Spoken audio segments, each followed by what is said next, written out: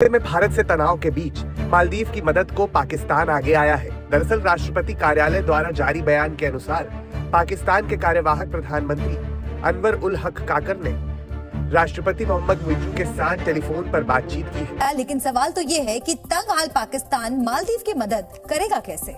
और वो टक्कर जिसके साथ ले रहे हैं ना, वो टक्कर जो है वो उनकी कामयाब नहीं होगी। अभी देखिए वो शर्टें पहनी हुई थी मालदीव के लोगों ने, out India, boycott India, out India ये कर रहे थे। आज वो लोग चुप करके अपने घरों में बैठ गए हैं। सवाल ये उठता है कि कंगाल पाकिस्तान से खुद का मुल्क तो संभल नहीं रहा और चले हैं मालदीव की मदद करने। पाकिस्तान आर्थिक तंगी से जूझ रहा है, हर तरफ अराजकता का माहौल है, लेकिन वो भारत के विरोध का कोई मौका नहीं छोड़ता। इस बार मौका दिया मालदीव ने। चीन परस्त राष्ट्रपति मुइज़ू ने पाकिस्तान से आर्थिक मदद मांगी तो बिना सोचे ही काकर ने सहायता का ऐलान कर दिया। लेकिन भारत विरोध में पाकिस्तान इतना अंधा हो चुका है कि उसे अपनी आवाम की फिक्र ही नहीं है। बेसिकली तो नरेंद्र मोदी ये बताना चाहते हैं कि इंडियन इकोनॉमी जो है उसकी जो ट्रेजेक्टरी है दैट इज अपवर्ड। कि दूसरे ममालिक के साथ ताल्लुकात बहुत अच्छे हैं। हमारे तो ताल्लुकात अब हमारे घर में अच्छे नहीं है तो हम दूसरों के साथ कैसे अच्छे होंगे? बजट में मालदीव को लेकर हुआ बड़ा ऐलान। मालदीव को दी जाने वाली आर्थिक सहायता में कटौती करने का प्रस्ताव, 22% की कटौती करने का प्रस्ताव। नमस्कार दोस्तों, पिछले दिनों से इंडिया और मालदीव के बीच जो पंगे चल रहे हैं उससे मालदीव की इकोनॉमी को बहुत बड़ा झटका लगा है। मालदीव की इकोनॉमी टूरिज्म पर चलती है। मालदीव को इंडिया के खिलाफ उल्टा सीधा बोलना महंगा पड़ गया। इंडियंस ने अपने फ्लाइट तक के टिकट कैंसिल कर दिए, जिससे मालदीव की इकोनॉमी पर बहुत बड़ा डेंट पड़ा है। अब पाकिस्तान भी कहाँ पीछे रहने वाला है। इंडिया और किसी भी देश के बीच में कोई टेंशन होती है तो पाकिस्तान धीरे से अपनी सहानुभूति का हाथ उस देश पर रख देता है। वैसे भी पाकिस्तान के रिश्ते कम ही देशों के साथ अच्छे हैं। पाकिस्तान के प्राइम मिनिस्टर और मालदीव के मुइज़ू के बीच टेलीफोन पर बातचीत हुई है। अब ये एक मजाक लगता है कि जिस देश को खुद सहानुभूति की ज़रूरत है वो मालदीव की हेल्प करने के चला है, वो भी आर्थिक सहायता देंगे। पाकिस्तान के पास अपने इलेक्शन कराने के तक पैसे नहीं है।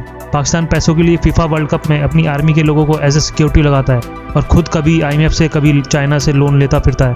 वो मालदीव की आर्थिक सहायता करेंगे। ये एक मजाक नहीं है तो और क्या है। हमारे चैनल को सब्सक्राइब करें और बेल आइकन दबाएं। भारत विरोध में पाकिस्तान इतना अंधा हो चुका है कि उसे अपनी आवाम की फिक्र ही नहीं है, इसलिए कर दिया मालदीव की मदद का ऐलान। और ऐसे वक्त पर किया जब भारत ने राजनयिक तनाव के बाद मालदीव को दी जाने वाली आर्थिक सहायता को 22% घटा दिया है। भारत अगले वित्त वर्ष में 600 करोड़ रुपए की वित्तीय मदद मालदीव को देने जा रहा है, जो पहले के मुकाबले 170 करोड़ रुपए कम है। इस फैसले के बाद ही भारत विरोधी मुइज़ू अब पाकिस्तान की शरण में पहुंचे हैं। इससे पहले वो श्रीलंका के सामने भी हाथ फैला चुके हैं। मुइज़ू ने मेडिकल इमरजेंसी के लिए श्रीलंका से मदद मांगी है। Tourism infrastructure and amenities will be taken up on our islands, including Lakshadweep.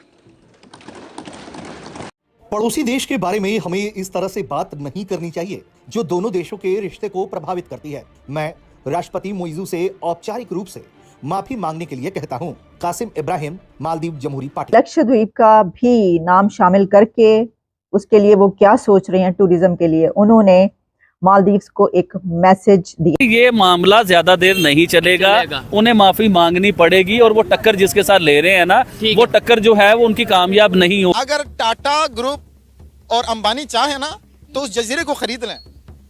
उनमें इतनी सख्त है, उनमें इतनी हिम्मत है, उनके पास इतना पैसा है कि वो मालदीव को ही खरीद ले। अभी देखिए वो शर्टें पहनी हुई थी मालदीव के लोगों ने, out India, boycott India, out India ये कर रहे थे।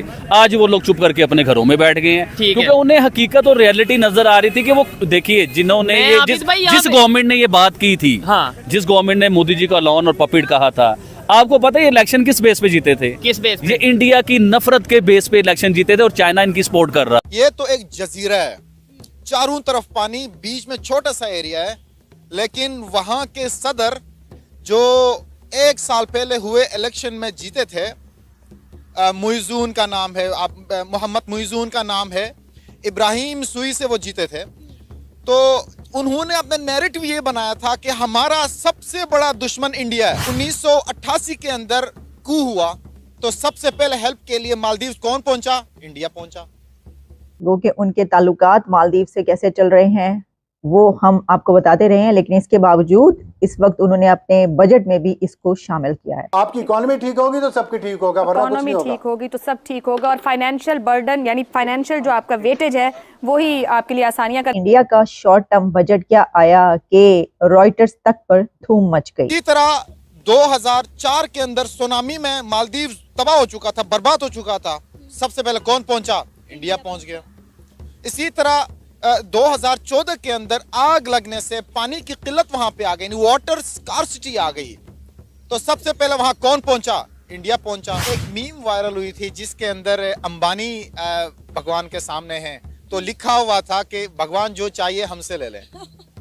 तो अब मालदीव को चाहिए कि वो एक दफा अपने ताल्लुकात बेहतर करें। कॉन्फिडेंस देख रहे हैं, जून वाले सेशन में आके बताएंगे, मतलब मई में इलेक्शन हम ही जीत रहे हैं। बिल्कुल, इनको पता है कि भाई हमें अपीसमेंट करने की जरूरत ही नहीं, हमने काम इतना किया है कि दुनिया हमें वोट दी। और उसके बाद फिर ऑब्वियसली दोबारा कहा जा रहा है कि आईएमएफ की तरफ Pakistan will have to go, Pakistan will have to face towards IMF again. और वो स्टेप्स लिए हैं और उनकी इकोनॉमी इस वक्त वहां पर पहुंच रही है जहां पर वो ये कह रहे हैं कि नेक्स्ट 3 इयर्स में हम 3rd लार्जेस्ट इकोनॉमी बनने वाले हैं। और वो है दहशतगर्दी के वाक़यात जो इसका सबब बन रहे हैं। आज हमने बलूचिस्तान के मुख्तलिफ इलाकों से धमाके रिपोर्ट होते हुए देखे। वो क्या करने लगे हैं लक्षद्वीप में, इसके ऊपर भी उनकी फाइनेंस मिनिस्टर ने बजट स्पीच में लक्षद्वीप का भी नाम शामिल करके उसके लिए वो क्या सोच रहे हैं टूरिज्म के लिए, उन्होंने मालदीव्स को एक मैसेज दिया है। और वो कि उनके ताल्लुकात मालदीव से कैसे चल रहे हैं वो हम आपको बताते रहे हैं, लेकिन इसके बावजूद इस वक्त उन्होंने अपने बजट में भी इसको शामिल किया है। इंडिया का शॉर्ट टर्म बजट क्या आया कि रॉयटर्स तक पर धूम मच। जब इंडिया के साथ इनके ताल्लुकात खराब हुए तो इनका एक वाटर रिजॉर्ट है जहां पे हर साल इंडिया से लोग वहां जाते हैं, विजिट करते हैं, और उसकी जो ओवरऑल मेंटेनेंस और सस्टेनेबिलिटी की जिम्मेदारी है वो मालदीव हुकूमत की है।